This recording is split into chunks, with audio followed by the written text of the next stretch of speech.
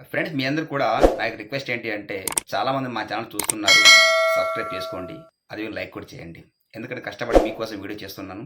So subscribe చేసుకోండి, like చేయండి. నచ్చితే కామెంట్ తప్పకుండా చేయండి. హాయ్ ఫ్రెండ్స్, ఈరోజు ఈ వీడియోలో డిఎస్సి అభ్యర్థులకు ఒక గుడ్ న్యూస్ అని చెప్పాలి.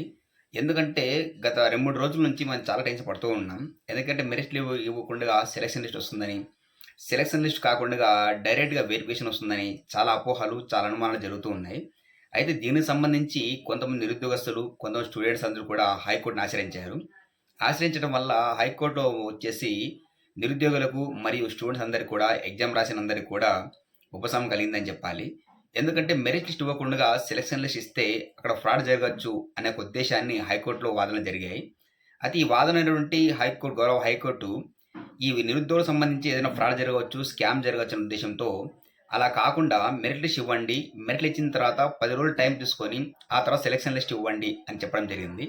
సెలక్షన్ ఇచ్చిన తర్వాత మీకు ఆలోచన వెరిఫికేషన్ చేసుకోండి అనే ఒక వాదన వినిపించిన తర్వాత గౌరవ హైకోర్టు అందరికి కూడా ఉపశమనం కల్పించని చెప్పాలి. ఎందుకంటే నిరుద్యోగులు చాలా మందికి కూడా డౌట్స్ చాలా ఉండేవి. ఎందుకంటే ఫైనల్ లిస్ట్ తర్వాత మెరిట్ లిస్ట్ అన్నారు.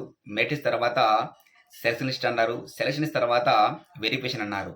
అయితే ఇదంతా కాకుండా డైరెక్ట్‌గా వెరిఫికేషన్ రావాలి అన్న సమాచారం ఏదైతే ఉందో గత 2-3 రోజుల నుంచి హల్చల్ అవుతూ ఉంది.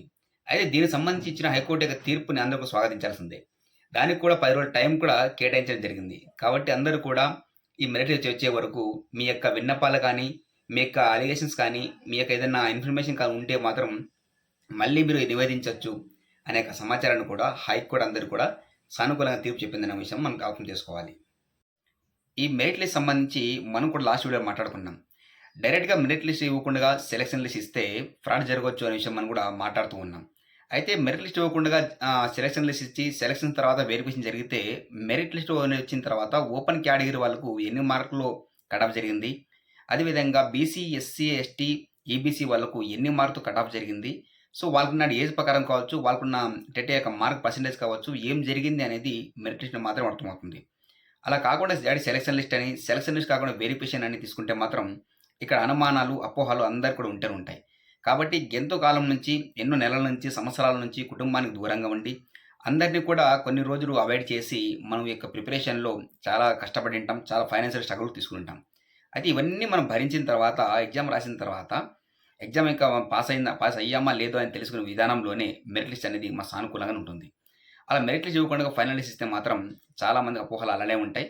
సో ఇది హైకోర్టు దాకా కూడా వెళ్ళింది కాబట్టి హైకోర్టు కూడా అందరికీ మంచి తీర్పు ఇచ్చిందనే విషయం చేసుకోవాలి. అదే హైకోర్టు ఇచ్చిన సమయం కూడా చాలా మంచిదనే విషయం మనం ఇక్కడ గుర్తు చేసుకోవాలి.